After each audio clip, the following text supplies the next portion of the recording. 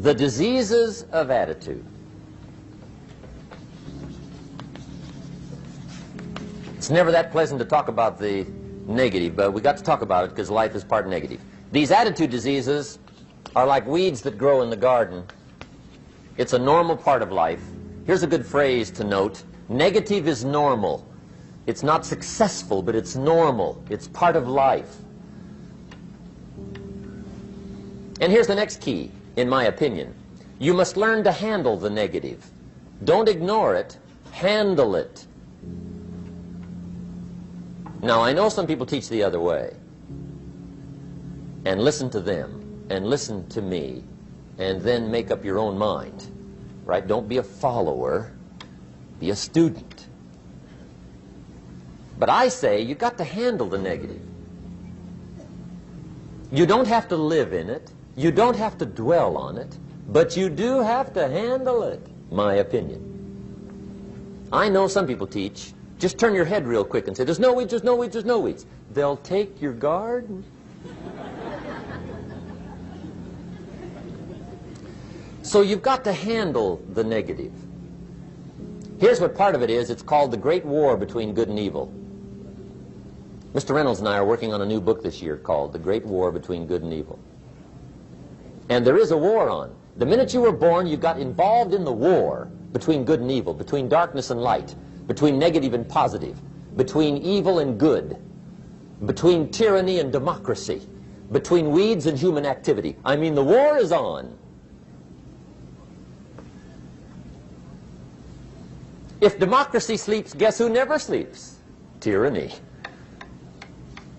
In the absence of light, guess what's automatic? Darkness. If good does not arouse itself and become active, guess what moves in? Evil. It's a war. A mental war, a physical war, a financial war, between enterprise and ease, between accomplishment and failure. It's a war. That's why there's an Old Testament phrase that gives the best advice for human activity when it says, 6 days labor, 1 day rest. Now, I'm sure we've taken that to mean, don't work all 7 days, take one off. Here's what it also means, only take one off. Or you're liable to lose the war. Now, we've got it down to 5 and 2, and maybe that's not too dangerous, I don't know. If God would have thought of 5 and 2, he might have made it 5 and 2, I don't know. You can't think of everything. But here's what it does mean. Enterprise is better than ease. If you rest too long, the jungle overtakes the village. Now here's the good news about the war between good and evil. Evil is no match for good, but good must be active. Weeds are no match for human activity, but if you stand still, how far in will they come? All the way. They'll grow right up around your shoes. But if you get busy, how far back can you take them? As far as you wish. They're no match, but you must be active. That's why the 6 and 1. Make sure you're not losing the war by taking off too much. Guess what the average years are after retirement? 6. 6. Which means don't retire. Your chances are too slim. Okay. The war between good and evil, the weeds. You got to make sure you recognize the negative, handle it, deal with it, and then go on. Let's make a list of the diseases of attitude that can wreck all your chances to do well. One of the words that destroys everything is called neglect. Neglect. And I found this out. A week of neglect could cost you a year of repair. It isn't worth it. So what to be on the lookout for? Here's the list. If you were making it, you'd have the same list I've got. Right? We're not covering anything new tonight. This is a reminding session, not a teaching session. But it doesn't hurt to go over it again. Here's the list. Attitude diseases. Number one is indifference. The shrug of the shoulder. The guy's not even concerned. He's just drifting. This is called the mild approach to life. A disease known as mildness.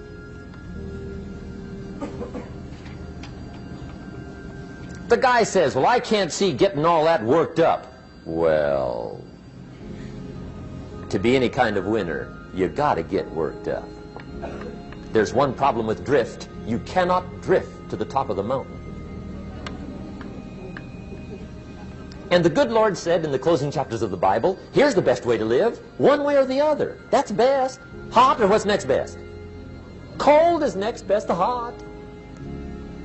Not the half-baked middle, lukewarm, not too hot, not too cold. What a sad way to live. I think what it means is pick a direction and go with everything you got. Just pick one and go. Somebody says, yeah, but what if it's the wrong direction? You'll find out quicker. It won't take you 25 years to wake up and say, oh no, I've been walking the wrong road. I told my staff the other day, next best to prosperity is adversity. If one doesn't get you, pray for the other. We all do better from one of two reasons, inspiration or desperation. And I don't wish anything bad on you tonight, but if you're not inspired, I hope a wagon comes down your rut.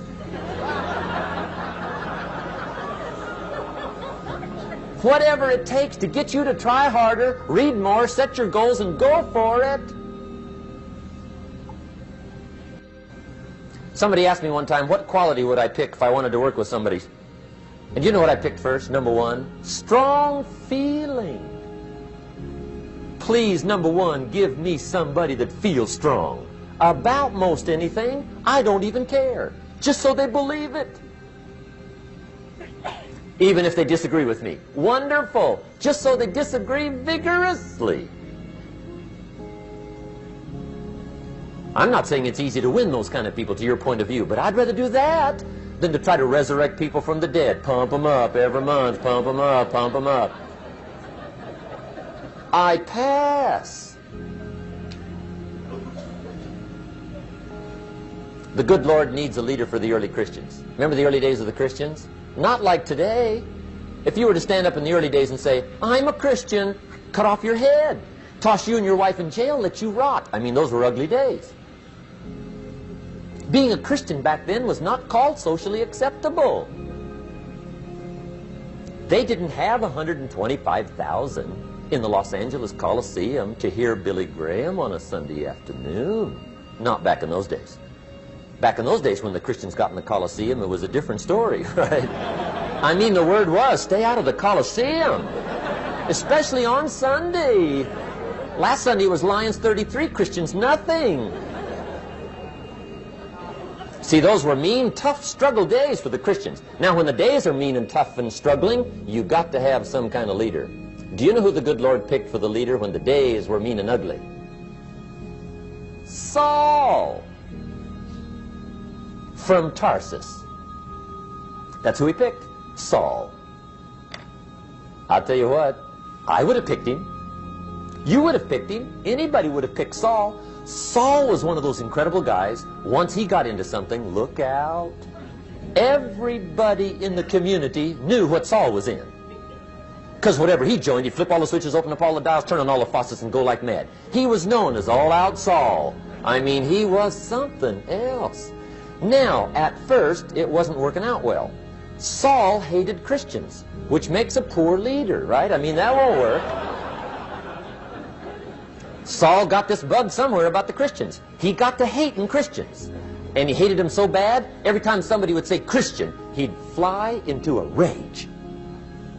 And I guess he decided one day, it was his mission in life to get rid of all the Christians. He was Saul anyhow, could do most anything he wanted to. So he got in these letters of authority to go around to the various communities and hunt down the Christians. They said, do whatever you want to with them, Saul, they're unpopular anyhow. Drag them in the streets, whip them, stone them, torture them, kill them. You mention the name Saul from Tarsus to the early Christians, I'll tell you what they would do. They would run, hide, lock the doors, leave town, dive underground. I've been in the catacombs of Rome where they hid. He was mean. I mean, terribly mean. But remember the story? One day Saul's making it for Damascus. Heard about some new Christians, flies into a rage, takes off for Damascus. And the story said he was angry. There's a little sentence in the story that says, on his way to Damascus, he was breathing out threatenings and slaughter, which meant he felt rather strong about the idea, right? That's strong. That's strong. But on this journey, right, according to the story, as Saul was making his way to Damascus, the good Lord looks down out of heaven and says, there's my man, Saul. He's got to be something else. And according to the story, this great light shines out of heaven, knocks him flat, right off his horse, grinds his face in the dirt, and blinds him for 3 days. The good Lord using recruiting tools we can't use, but when you're Lord, right? To make a long story short, Saul from Tarsus becomes converted to Christianity. He becomes Paul, the great leader, the apostle. And without a doubt, the good Lord got him a dandy. One he didn't have to pump up every month. In one of his later writings, he said, the things I once hated, I now love. The things I once loved, I now hate. See, that's strong. Here's the key to the good life. Learn to put everything you've got into everything you do. Whatever you are doing, pour it on. It will quickly open up into opportunity or quickly disclose to you that you ought to be doing something else. The delusion is, if I had a better job, I'd really pour it on. See, that's delusion. Wherever you are, pour it on. Don't give somebody half a job for a day's pay. Pour it on. See, that'll help change your life. Get rid of this disease. Here's the next attitude disease, indecision. Mental paralysis. The guy can't make up his mind and it becomes a disease. Pretty soon he knows he's got it. The guy says, well, I know I'm on the fence. But he says, what if I get off on the wrong side? Listen, after a while it doesn't matter. Just get off. Any side will do. A life full of adventure is a life full of many decisions. The ones that turn out to be wrong give you better experience to make better decisions. So don't see how many decisions you can get out of, see how many you can get into. That's where the adventure is. So shake off this disease, indecision. The next one is doubt. Doubt's like a plague. And one of the worst is self-doubt. There are many, but that's one of the worst. The guy doubts himself. Doubts if it'll last that long for him. Doubts if he can do that well. Doubts if he can make that much. Doubts if he can accomplish all that. A chronic, excellent self-doubter. You can imagine what damage that does to your future. So here's the key. Turn this coin over and become a believer. And there's many things to believe in. One of the majors is yourself. The understanding of self-worth is the beginning of progress. Now, if those three don't get you, this one will. Worry. That's a devastating disease. Worry. Worry causes health problems, social problems, personal problems, family problems. It's devastating. Worry long enough, it'll drop you to your knees. Could reduce you to begging. I know how bad this one is. I used to have it bad. I used to be known as a super worrier. Not a super warrior. No, super worrier. My family wished I'd have been a warrior. I got those years to make up for. But I'll tell you what. My advice to you is do what I finally did on worry. Give it up. Who needs it? I'm not saying it's easy. I'm saying it's worth it. It took me almost 1 year to kick the worry habit, and it was not an easy year. It was one of the toughest years I ever spent, but I finally got that monkey off my back. And I discovered you could live the most incredible life free of worry. Not free of challenge, not free of difficulty, free of worry. I learned how to do it, and you can. Here's the next attitude disease. Over caution. Some people never will have much. They're too cautious. Now, you can also be too reckless, but you can also be too cautious. This is called the timid approach to life. And my caution was always the risk. Risk used to drive me right up the wall. I used to say, what if this happens? It's called the language of the poor.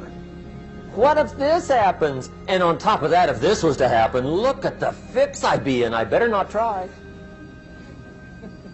I could always ace myself out. Then I'll tell you what changed my whole life when I finally discovered it's all risky. The minute you were born, it got risky. If you think trying is risky, wait till they hand you the bill for not trying. If you think investing is risky, wait till you get the tab for not investing. See, it's all risky. Getting married is risky. Having children is risky. Going into business is risky. Investing your money is risky. It's all risky. I'll tell you how risky life is. You're not going to get out alive. That's risky. The Englishman says, well, if that's the way it's going to work out, let's give it a go. Right, that's what it's for. Give it a go. Somebody says, yeah, but I'm looking for safety and security. Fine, then huddle in a corner. We'll cover you with a sheet, bring you 3 meals a day. And we'll protect you, feed you, look after you, care for you. We won't let anything happen to you, and you'll probably live to be 100. The guy said, well, yeah, I'd live to be 100. But what a way to live. Right. What a way to live, safe and secure. Don't ask for security. Ask for adventure. Better to live 30 years full of adventure than 100 years safe in the corner. And see, it's not important how long you live. What's important is how you live. Here's the next attitude disease. We're almost through with this motley list. In fact, we're almost through. Hang on. The next one is pessimism. Pessimism, the deadly disease of always looking on the bad side, the problem side, the difficult side, checking all the reasons why it can't be done. The poor pessimist leads an ugly life. He doesn't try to figure out what's right. He tries to figure out what's wrong. He doesn't look for virtue. He looks for faults. And when he finds them, he's delighted. How ugly. This is the poor guy who looks through the window, doesn't see the sunset. He sees the specks on the window.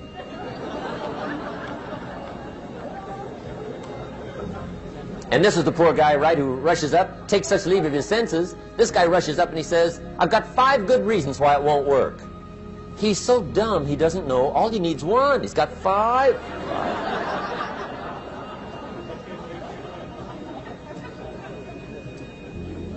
To the pessimist, the glass is always half empty. To the optimist, the glass is half full. Why would the same measure affect people 2 different ways? Answer, it all depends on how you look at it. Our lives are mostly affected by the way we think things are, not the way they are. The way we think they are affects us most. There's a subject we don't have time to get into tonight called better thinking habits. One of the major things Shoaff taught me when I met him, he said, poor thinking habits keeps most people poor. Not poor working habits. Most people work hard, but they don't think hard. And Shoaff taught me that the mind is like a factory, a mental factory. And whatever you think about all day long pours ingredients into this mental factory. And that's what builds the economic, social, financial fabric of your life. He quoted me a Bible phrase that says, as you think, so you become. How awesome. When he talked about poor thinking habits, he had me. I used to start the day reading the morning newspaper. I mean, you can believe that or not. I'd get a cup of coffee and read the paper. I'd load up on wars and riots and murders and stabbings and killings and bank robberies and muggings and car wrecks and tragedies. I'd even read the back pages. I seem to like that stuff for some weird reason. I'd load up on all that, and then I'd start the day. You can imagine the kind of days I used to have. You walk around on your financial knees. They call you economic peewee.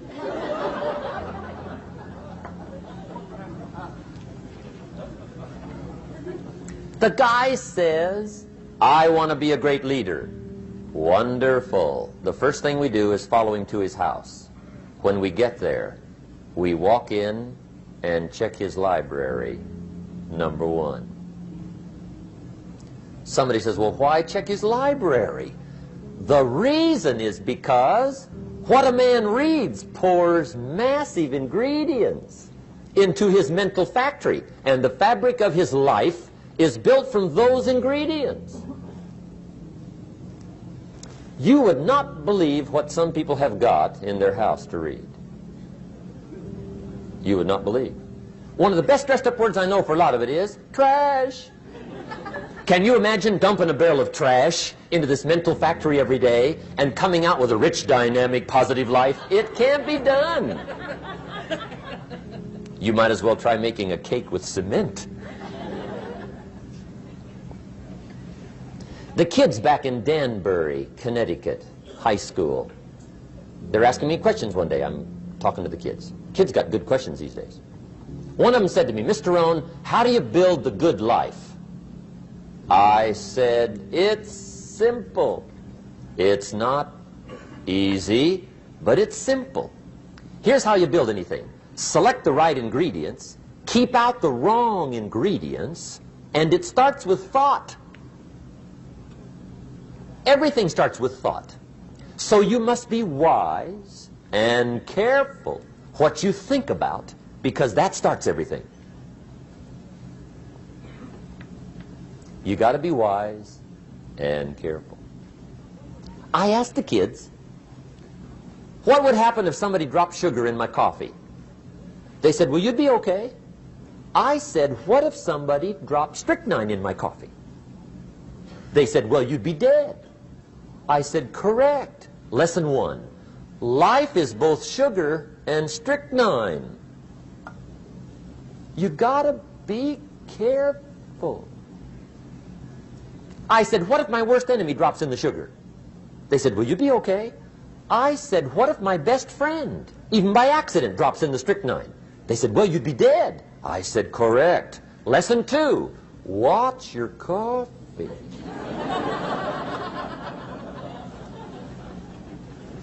You got to be careful. See, it doesn't matter who hands you the bad stuff. It doesn't matter where you get the bad stuff. It'll still do its damage on your bank account, wherever you get it. Mr. Schoaf gave me one of the greatest phrases when I first met him, when he said, Jim, every day stand guard at the door of your mind. How important. Stand guard at the door of your mind. And you decide what goes into your mental factory. Don't let anybody just dump anything they want to in your mental factory, because you've got to live with the results. Okay, here's the last disease, and we're through with this list. In fact, we're almost through. Hang on. The last subject is very brief. The last disease, but this one is deadly. Engage in this one, indulge in it even slightly, and you might as well forget the future, because it's going to forget you. Complaining, crying, whining, griping, a Bible word called murmuring. See, that'll ace your future. Spend 5 minutes complaining, and you have wasted 5. And you may have begun what's known as economic cancer of the bone. Surely they will soon haul you off into a financial desert and there let you choke on the dust of your own regret. I hope I said that well, so you won't forget. It's a deadly disease. If you don't think it's bad, ask the children of Israel of Old Testament fame. Typical of us all, their story just happened to get in the book. Story says, children of Israel were slaves. God performed a series of dazzling miracles and got them out. And now they're heading for the promised land. Remember the story? Heading for the promised land. Tragedy of the story, they never got there. Reason. From day one, they started to complain. They griped about the water. They griped about the weather. They whined and cried and griped about the food. They griped about the leadership.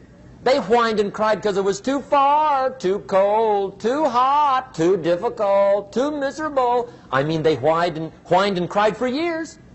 Finally, God said, "I've had it, trip canceled." Or something like that. The story says they died in the desert, never got to the promised land. Which I think means two things. Indulge in this long enough, you get your future canceled. And I guess it also means even God himself can only take so much.